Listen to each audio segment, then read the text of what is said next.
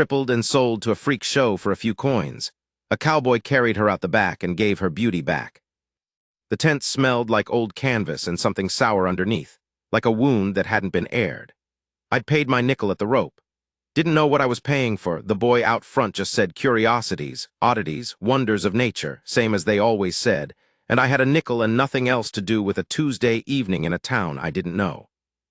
There were maybe 15 people inside, a two-headed calf in a jar, a man who could bend his fingers backward until they touched his wrist, a cage with a bobcat that had gone still from misery.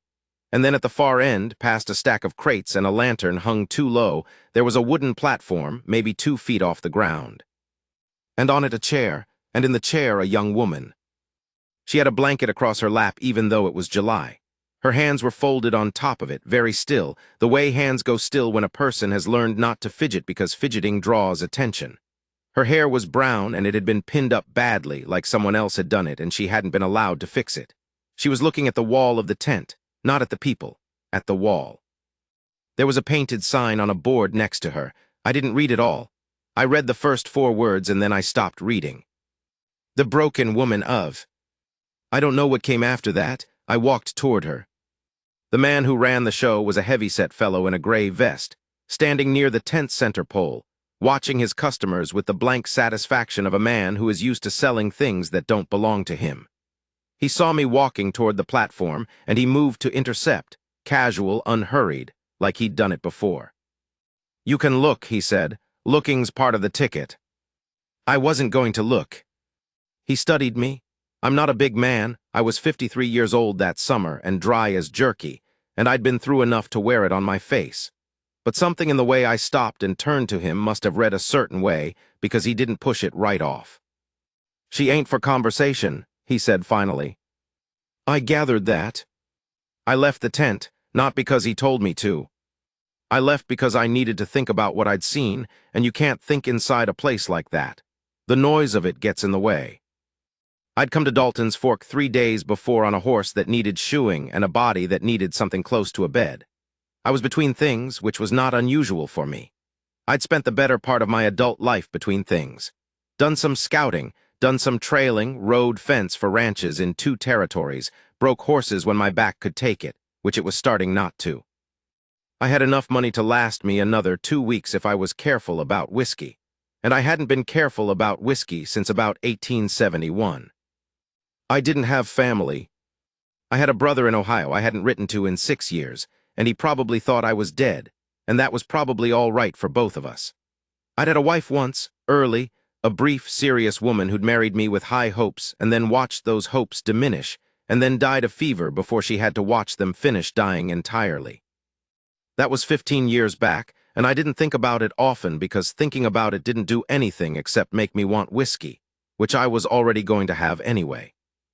The point being, I was a man who was used to his own company, not particularly attached to anything, and I'd seen enough of the world to know that what I'd just seen in that tent was wrong in a way that required doing something about it. I went around back. The tent was staked in a field on the eastern edge of town, backed up against a dry creek bed and a line of cottonwoods. Behind it, away from the lights, there was a wagon and 2 horses and a cook fire with a blackened pot sitting on it, and nothing much else. I found the back of the tent by feel more than sight, found where it wasn't staked all the way to the ground.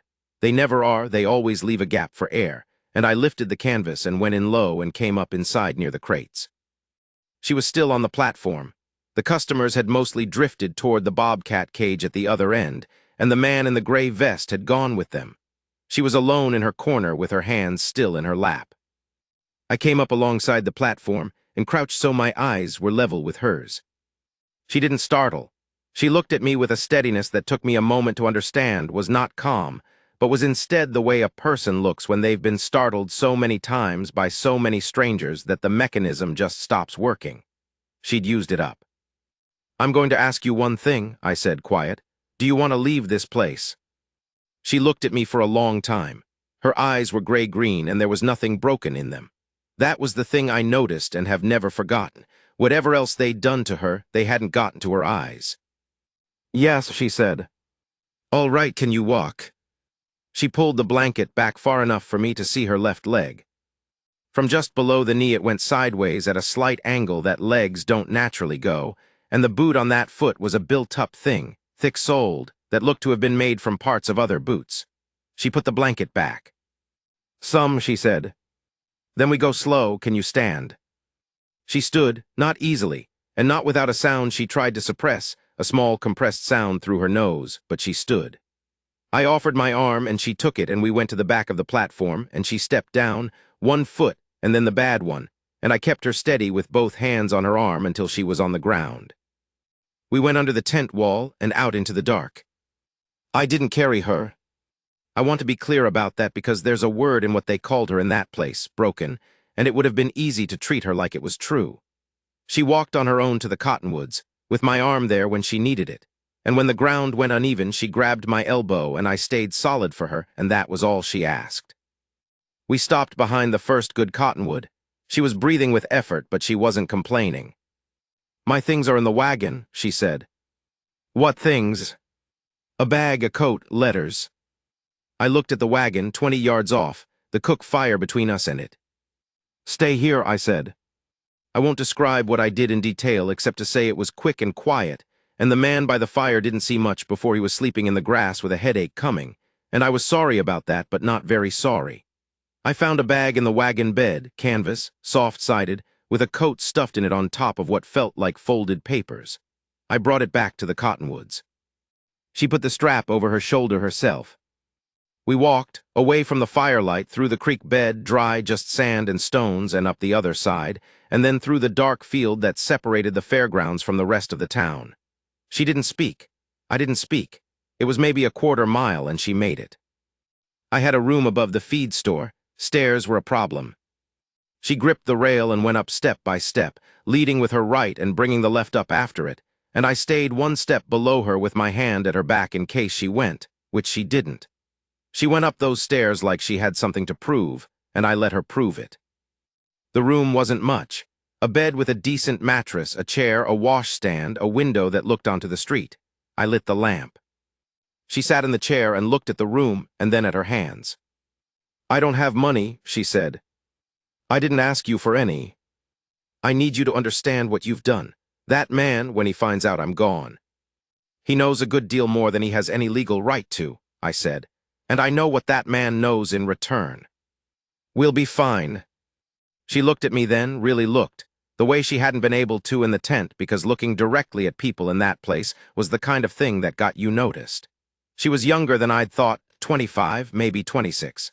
There was a scrape along her jaw that was healing and a yellowed bruise at her temple that was older. "You don't know me," she said. "No.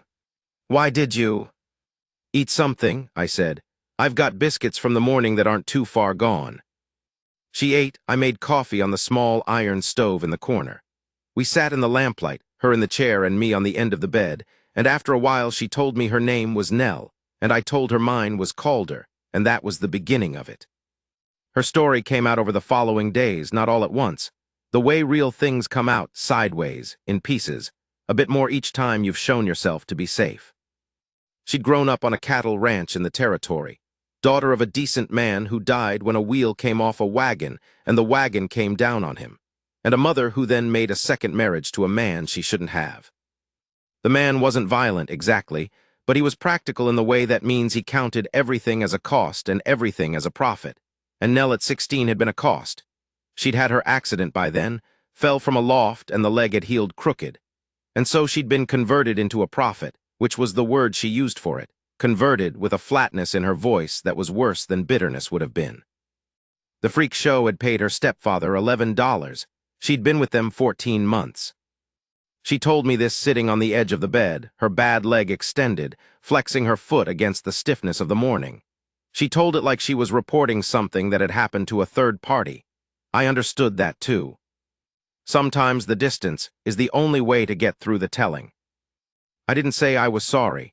I'd had things said to me in the register of pity, and they always felt like a small additional insult, like the damage was the interesting part. I said instead that $11 was an insult to his own kin, and I meant it, and she laughed. Just once, a surprised sound, but it was real. I hadn't heard a real laugh in a while. It landed somewhere. I wasn't sure what I was doing.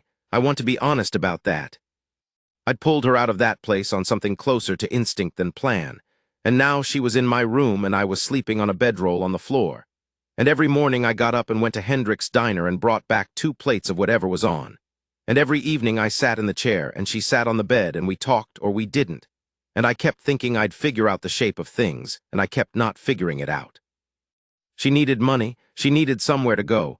She had a cousin in a town called Millard Falls, 2 days south by stage, and she thought the cousin might take her in for a while if she could get there. The stage fare was $4. I had it easy enough. But she didn't ask me for it, and I didn't offer it, and a week went by. What we did instead was this. In the mornings, after I brought back food, she'd walk out with me if the day was mild, and we'd go around the block once, maybe twice. She was practicing.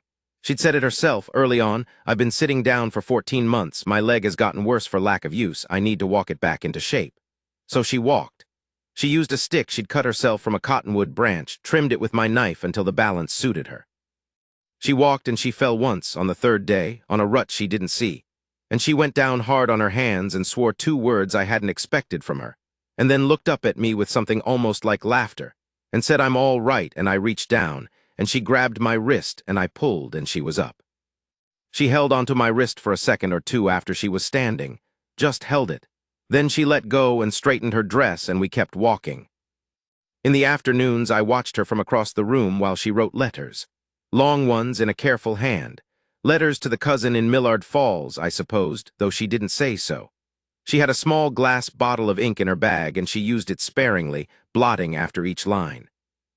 I'd never been in a room with a woman who wrote letters before, or not for any length of time.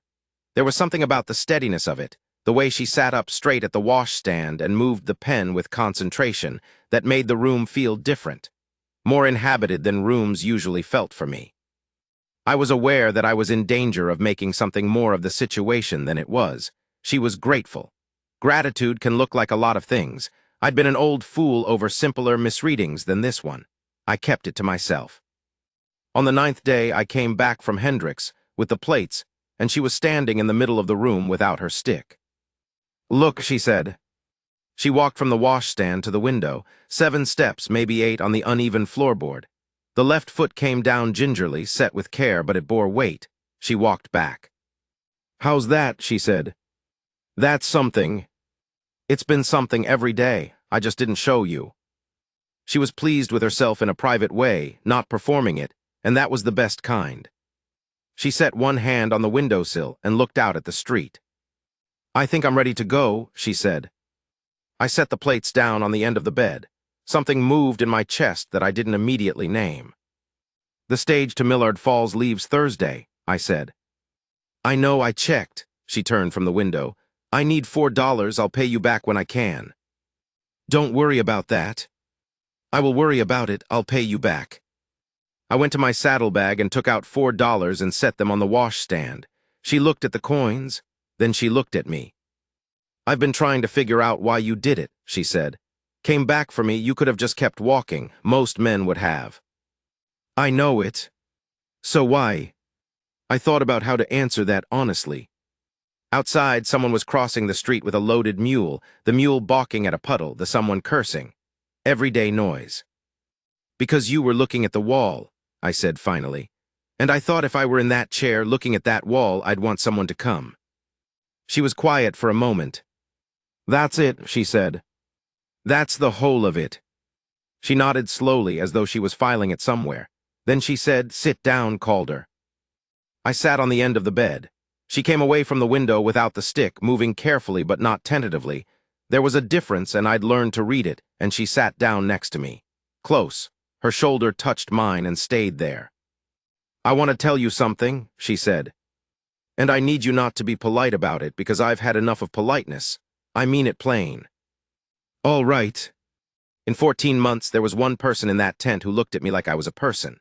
One. You were the first and only. She paused. "I'm 25 years old, and I've been handled and sold and looked at my whole life, and you're the first man who walked up to that platform and didn't take something.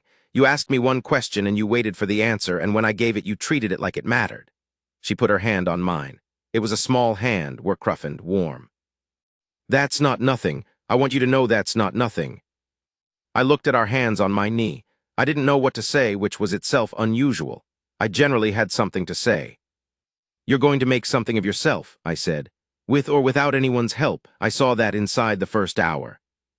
"I know I am," she said, and she wasn't being vain, she was just stating a thing she'd decided. "But I wanted to say it anyway, because you should know." We sat like that for a while, shoulder to shoulder, her hand on mine, until the food got cold. Thursday came. I walked her to the stage stop, which was in front of the dry goods store on the main street. She had her bag and her coat, and she had the cottonwood stick, though she was using it less than a prop now, carrying it more than leaning on it. The morning was clear and cool, the kind of morning that comes in late July before the heat remembers itself.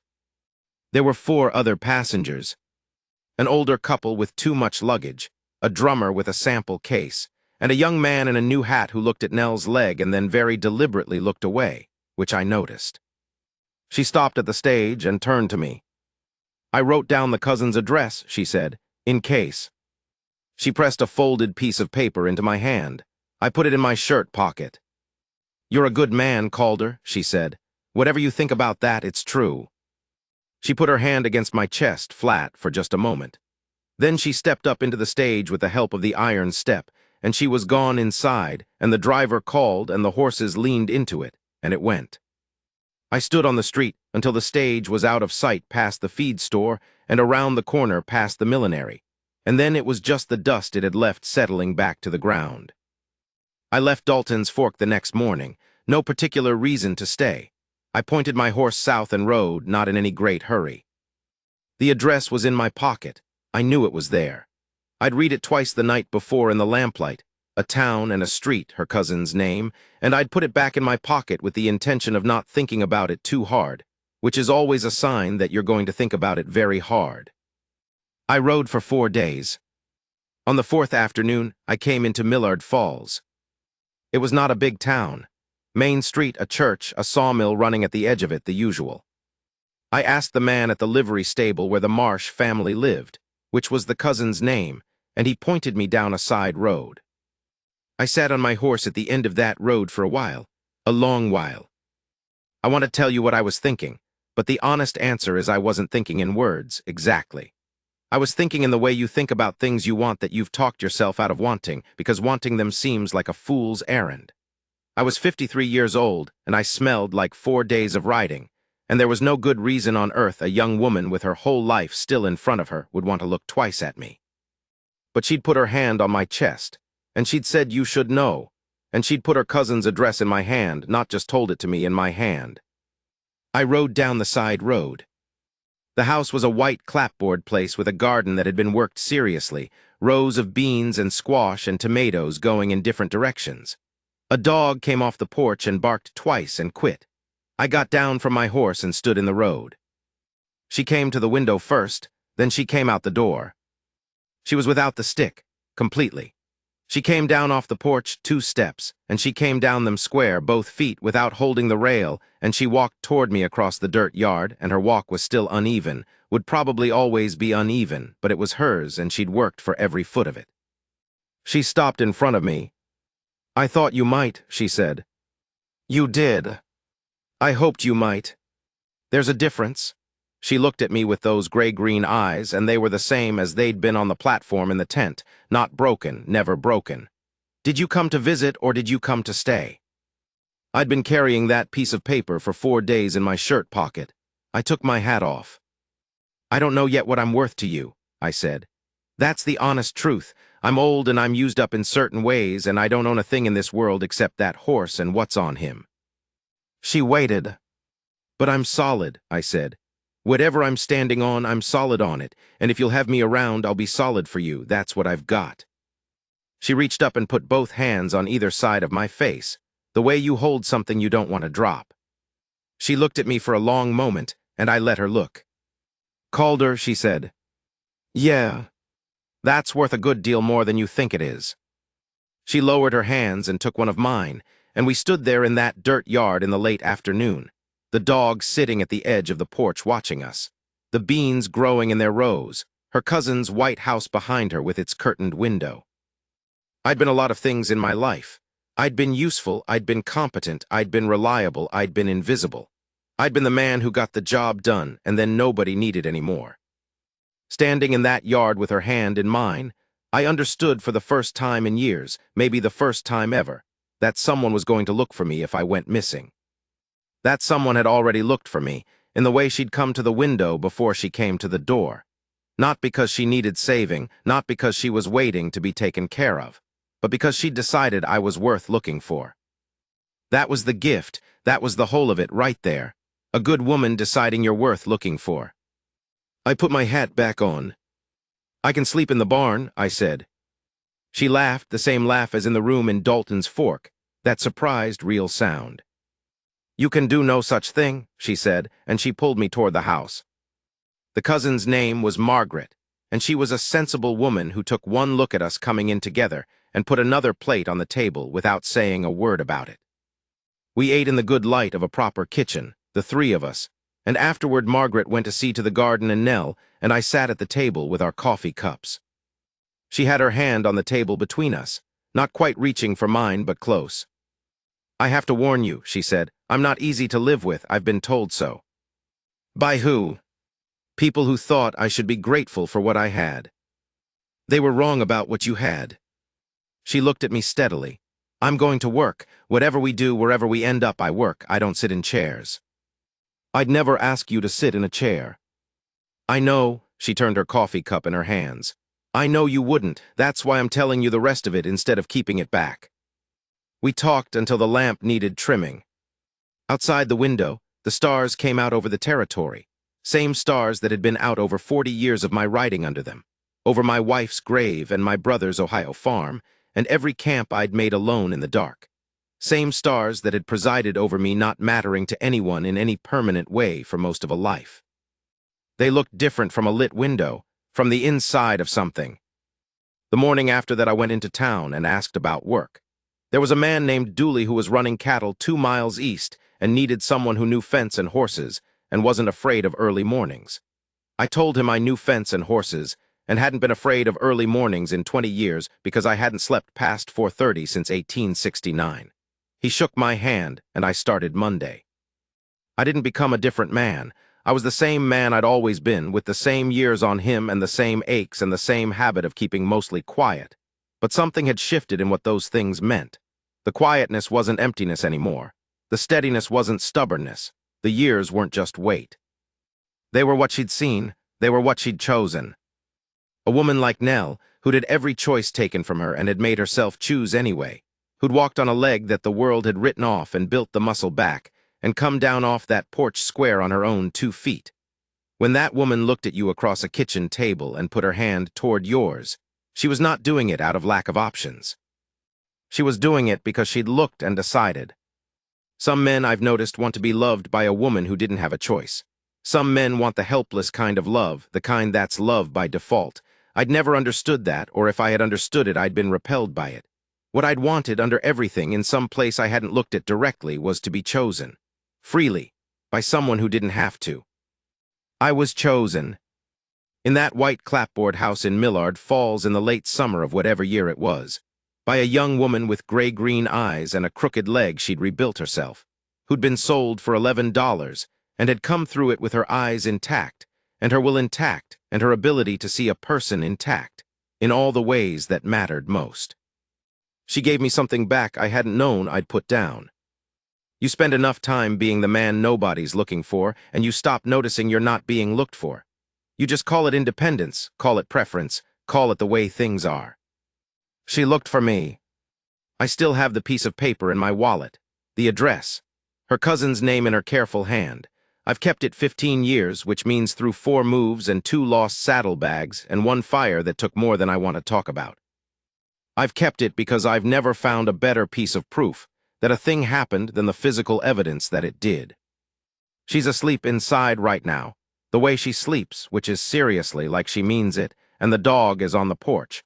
And it's early enough that the field to the east is still gray-blue, and the first light hasn't hit the beans yet. I'm an old man sitting in a chair on a porch telling this to the dark.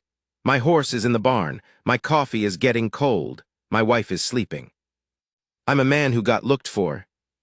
You want to know what that does to a person? I'm telling you, it holds.